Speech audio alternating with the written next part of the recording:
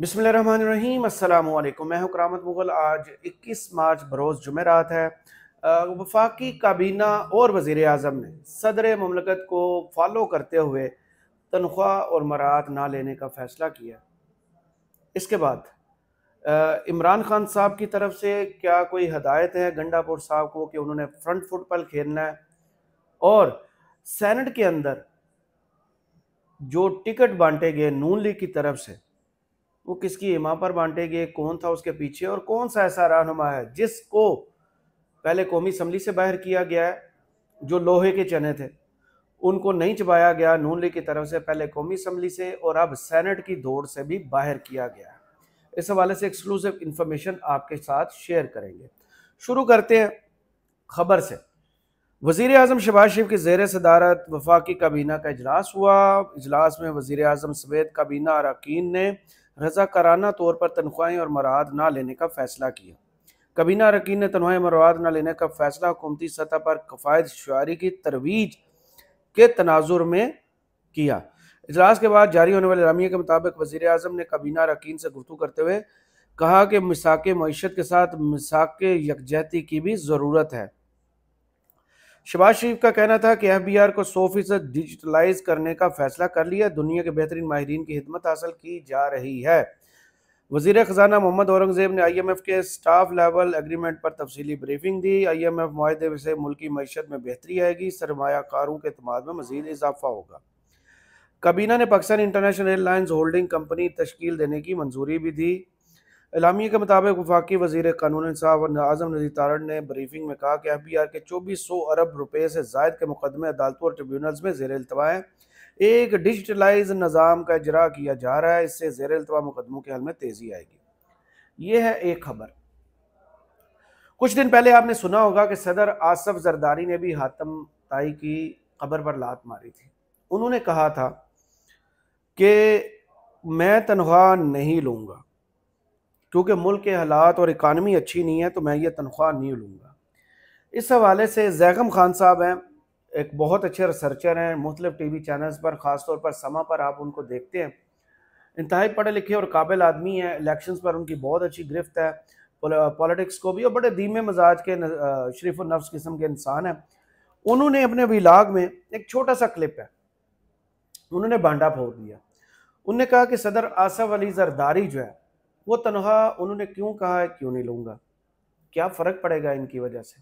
और अब ये जो बारी बारी अनाउंस कर रहे हैं ना कि हम तनख्वाहें नहीं लेंगे, मराहत नहीं लेंगे, तो क्या वज़ीर आज़म हाउस और जितनी भी वजारतें हैं उनके बिजली के बिल ये वज़रा और वज़ीर आज़म अपनी जेब से पे देंगे? जिन गाड़ियों में वो घूमते फिरते हैं उनके पेट्रोल के पैसे जो है वो अपनी जेब से देंगे? बिल्कुल नहीं। ये जो सैकड़ों की तादाद में इनके अपने मुलाजम सरकार में आते हैं, इनको मिल जाते हैं कि उनकी तनख्वाहें शहबाज शरीफ साहब अपनी जेब से देंगे? बिल्कुल नहीं। ये नहीं छोड़ेंगे खून हमारा। 1.1 अरब डॉलर हमें मिल गए और उसके बाद जो क़यामत हम पर आनी है वो उसके लिए आप लोग और मैं, मुझे सबको तैयार होना पड़ेगा। गैस के बिल, बिजली के बिल और इसके ऊपर जो पेट्रोल की कीमतें हैं वो आप देखिएगा कैसे आप आसमान से बातें करेंगी। मैं बात कर रहा था इनकी तनख्वाहों और मराहत के हवाले से।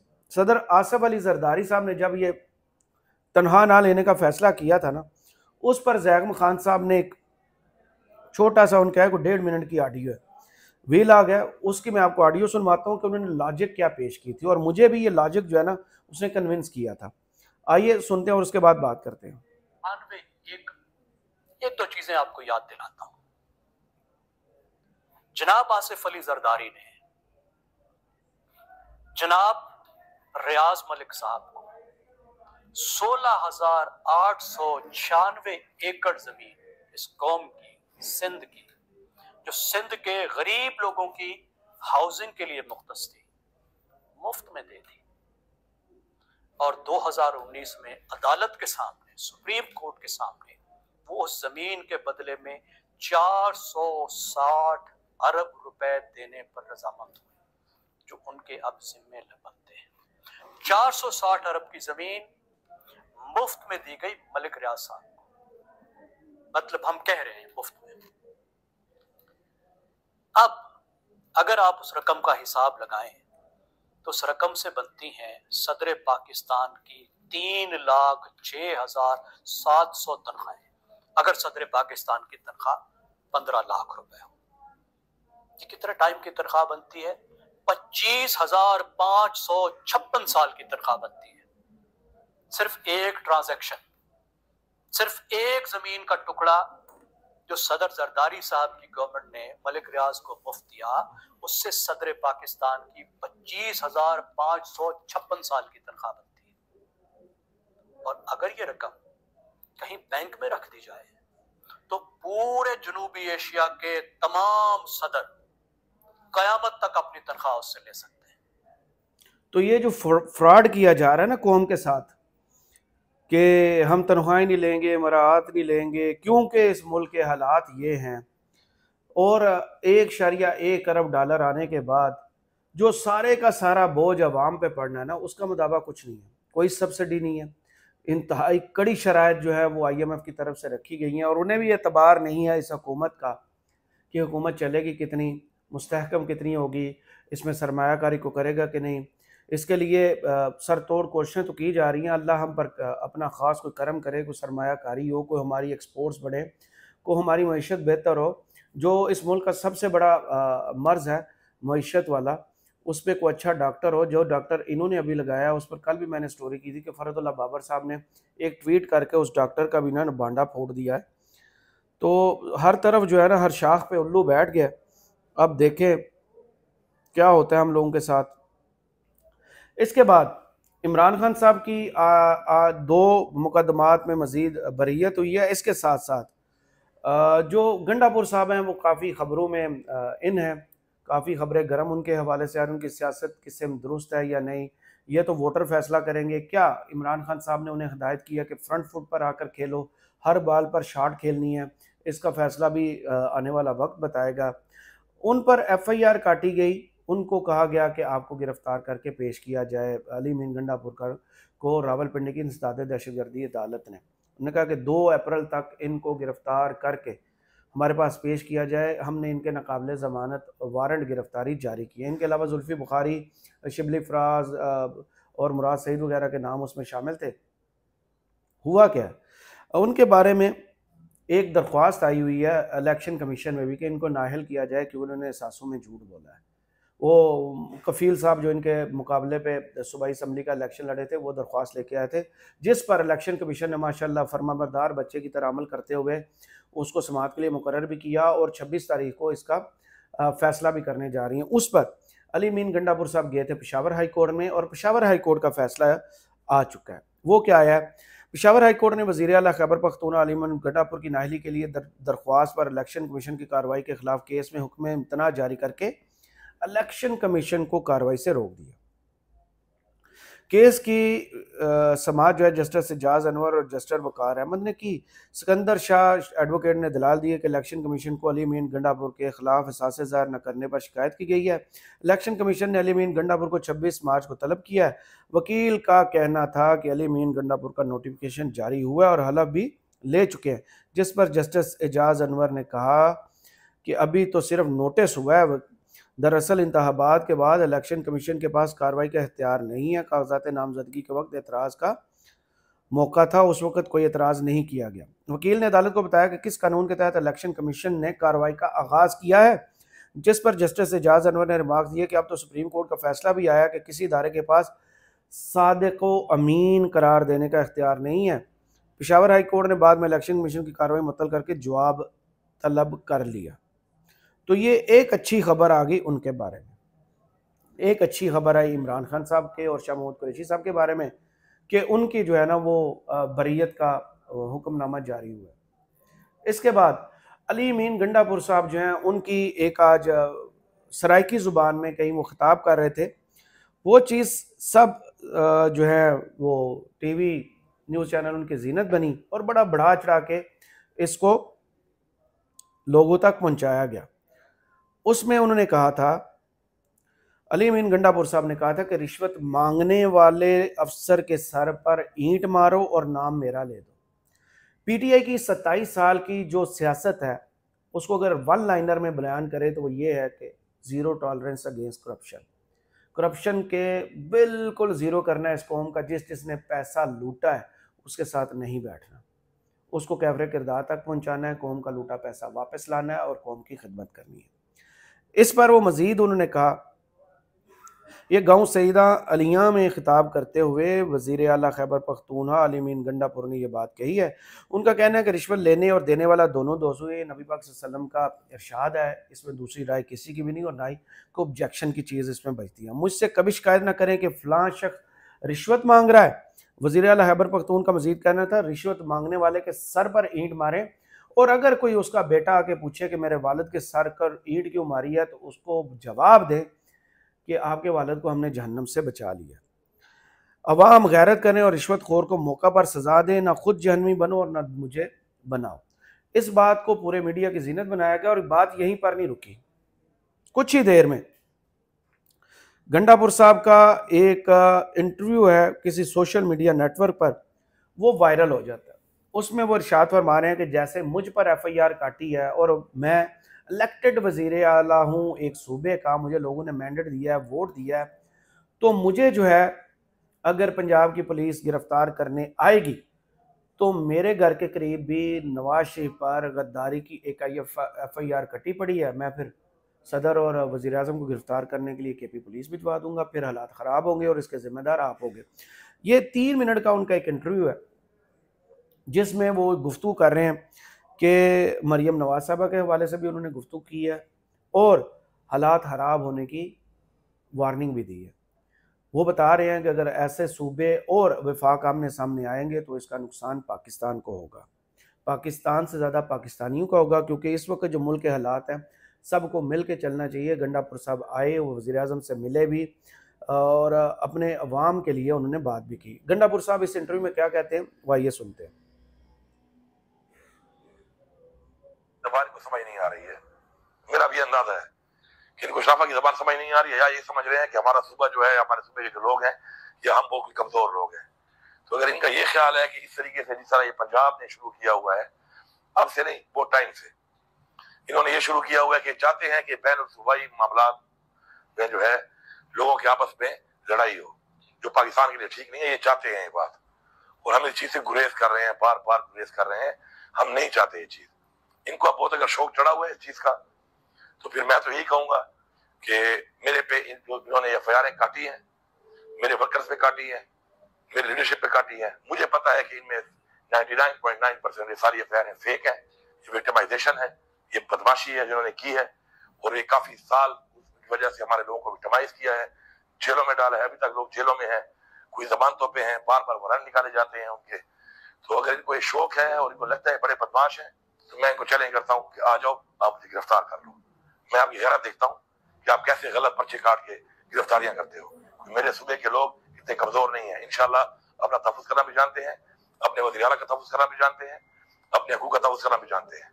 तो ये आए और आके जरा मुझे गिरफ्तार करें आकर, ताकि पता चले कि इनमें कितना जोर है और कितना दम है, और हम भी बता सके लोगों को कि हमारे में कितना जोर है और हमारे में कितना दम है।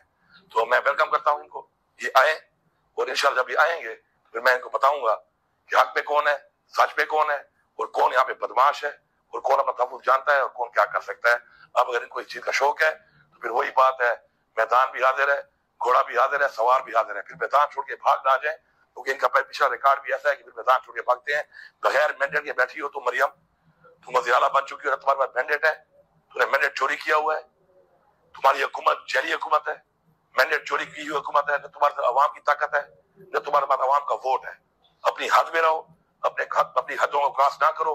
तुम एक औरत हो, हमारा कल्चर नहीं है कि औरत के बारे में बात की जाए। तुम वज़ीर आला बन गई हो, वो भी बगैर मैंडेट के, इसका मतलब ये नहीं कि तुम्हें हरतों से बात नहीं आ रही हो। हरतों से बात आ जाए, पंजाब की हुकूमत बात आ जाए, मैं बार बार रिपीट कर रहा हूँ, आखिरी वार्निंग दे रहा हूँ, इनको भी दे रहा हूँ और वफाकी हुकूमत को भी दे रहा हूँ कि आप बात आ जाओ इन चीजों से। अगर आप बात नहीं आओगे फिर हम आपको बताएंगे कि आप हमारे से हुकूमत करते कैसे हैं। ये कोई मजाक नहीं बना हुआ यहाँ पर कि पहले मैंडेट चोरी किया हुआ है हमारा, उसके ऊपर हम जो है आराम से अपना एक जायजा कदिया से मांग रहे हैं, और ऊपर से बदमाशी करके, ब्लैकमेलिंग करके कि हम पर्चे और काट देंगे, हम आप पे वारंट निकाल देंगे। तो मरियम मैडम तो सुन लो एक बात, ये मेरा पैगाम है तुम्हें, स्पेशली मरियम नवाज को।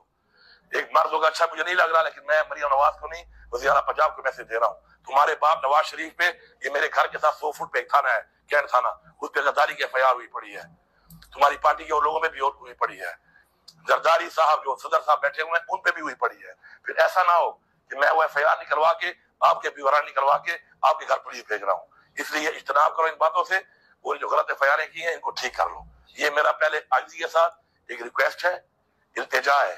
और फिर अगर शौक है इनको बदमाशी का, फिर मैं इनको उस तरह भी जवाब देने का इंशाल्लाह शुक्र ताकत भी रखता हूँ और इंशाल्लाह फिर जवाब दे भी सकता हूँ। ये गुफ्तगू आपने उनकी सुनी। ये बयान जो है ये शायद सूबे, वफाक और पंजाब के दरमियान रस्साकशी का बायस बने। यहाँ से ये आगाज़ हुआ है, वहाँ से फिर जवाब आएगा और अवाम जो है वो फिर इग्नोर होगी। इस वक्त जो सबसे बड़ी चीज़, जैसे इमरान खान साहब की पॉलिटिक्स है ना, अभी तक उन्होंने कानून और आइन को, उनको पूरा यकीन है इस मुल्क के कानून और आइन पर, उन्होंने फॉलो किया। वो हर केस में पेश हो रहे हैं जो उनकी अदालत वहाँ पे लगती है कोर्ट में। उससे पहले भी जितनी मरतबा जिस कोर्ट में बुलाया था वो व्हील चेयर पर हों, जैसे भी हों, वो पेश हुए थे। तो इस वक्त जो है वो मुफाहमत की तरफ या मज़ाहमत की तरफ जाना है। उसका फ़ायदा और नुकसान क्या होगा ये तो आने वाला वक्त बताएगा। लेकिन इस तरह की गुफ्तगू जो है उससे शायद नज़र तो यही आ रहा है कि PTI ने फैसला कर लिया है कि वो फ्रंट फुट पर आकर खेलेगी, इनकी धमकियों से दबेगी नहीं। इसके बाद बात कर लेते हैं 2 अप्रैल को होने हैं सेनेट के इलेक्शंस। सेनेट के इलेक्शंस में PTI के साथ जो हार्ड किया गया है वो ये किया गया है कि टिकट जारी हुए थे मुराद सईद साहब को और आज़म स्वाति साहब को, उनके कागजात जो है मुस्तरद हो गए। इलेक्शन कमीशन ने खैबर पख्तूनख्वा से सेनेट इलेक्शन के उम्मीदवारों की गैर हतमी फहरिस्त जारी कर दी है। खैबर पख्तूनख्वा में इलेक्शन कमीशन की जानिब से मजमूई तौर पर 30 उम्मीदवारों के कागजात नामजदगी मंजूर किए गए थे। उनमें जो है ना वो महमूद खान, आज़म स्वाति और मुराद सईद के कागजात जो है वो मुस्तरद हो गए। दूसरी तरफ आपको ये पता होगा, याद होगा, आसिफ करमानी साहब का मैंने पहले भी एक वीडियो में जिक्र किया था, वो भी आजकल बिफरे हुए हैं, वो भी नून लीग पर चढ़ दौड़े हुए हैं क्योंकि उनको भी टिकट नहीं मिला। इसके अलावा लाहौर से सरदार लतीफ़ खोसा साहब ने जिस शख्स को हराया, जिसने पहले सबसे पहले एक्सेप्ट किया था, हाँ मैं हार गया हूँ, आपको मुबारक हो, लोगों ने आपको चुना है, वो जिनको मशहूर ज़माना लोहे के चने कहा गया था सुप्रीम कोर्ट की तरफ से, वह ख्वाजा साद रफ़ीक। ख्वाजा साद रफ़ीक साहब से शहबाज शरीफ और नवाज शरीफ दोनों ने हाथ उठा लिए। इसकी वजह तो अभी तक सामने नहीं आई। सेनेट का टिकट देने का फैसला था जिसमें ख्वाजा साहब ने एतराज़ पहुंचाया कि आप सब लोग तो 47 फार्म के तहत जीत के आ गए, मेरा क्या कसूर है, मुझे क्यों हरवाया, मुझे सेनेट का टिकट चाहिए। तो शहबाज शरीफ और नवाज शरीफ दोनों ने मुशावरत किया और उसके बाद फैसला किया कि ख्वाजा साद रफ़ीक को टिकट नहीं देंगे, वो टिकट जारी करेंगे नासिर भट्ट साहब को, जो पिंडी से आपको याद होगा MPA के इलेक्शन के लिए भी आए थे। लंदन में नवाज शरीफ जहाँ मूव करते थे उनके साथ साथ खड़े होते और माजी में इन पर कोई कत्ल के मुकदमात भी थे जिनकी सज़ा की माफ़ी खुद नवाज शरीफ साहब ने दी थी। तो नून लीग के अंदर भी जो कुछ चल रहा है पार्टी ख़त्म करने के लिए, ये लोग खुद ही काफ़ी हैं, ये खुद ही ऐसे इकदाम कर रहे हैं जैसे पीपल्स पार्टी कर रही है। वो बिलावल ने कहा था ना सियासत से बुड़ू को हटा दे, उन्होंने रज़ा रबानी को हटा दिया, फरतुल्लाह बाबर को हटा दिया, एतजाज़ हसन को हटा दिया। तो यहाँ से मुस्लिम लीग नून ने कौमी असम्बली की नशिस्तों पर हामिद साहब जो थे सरगोदा से कैंडिडेट, उन्होंने बाजवा साहब को एक्सटेंशन वाला वोट नहीं दिया था, उनको टिकट जारी नहीं किया गया था। इसके अलावा गुजरात से जाफ़र इकबाल साहब थे, उनने भी बाजवा साहब की शान में गुस्ताखी की हुई थी बोल न्यूज़ पर एक शो में, उनको भी टिकट जारी नहीं किया गया था। और ख्वाजा साद रफ़ीक भी बयानात में बहुत आगे निकल जाते थे। आल दो ये ट्विटर पर कोशिश करते हैं कि अपने आप को बड़ा अदब पसंद और अदबी किस्म का इंसान साबित करें, शेर व शायरी और अदबी वो कतात लिखते रहते हैं, लेकिन जब बोलते हैं तो पता चल जाता है कि इनके अंदर क्या है। अब इन्हीं की जमात ने इन पर जो है वो बमशेल गिराया है और इनको कहा है कि भाईजान आपकी कोई गुंजाइश नहीं, आप घर बैठे और अपनी बारी का इंतज़ार करें। इस वीडियो से फिलहाल इतना ही। कमेंट्स बॉक्स में ज़रूर बताइए कि वीडियो आपको कैसी लगी। करामत मुगल को इजाज़त दीजिए। अल्लाह हाफ़िज़।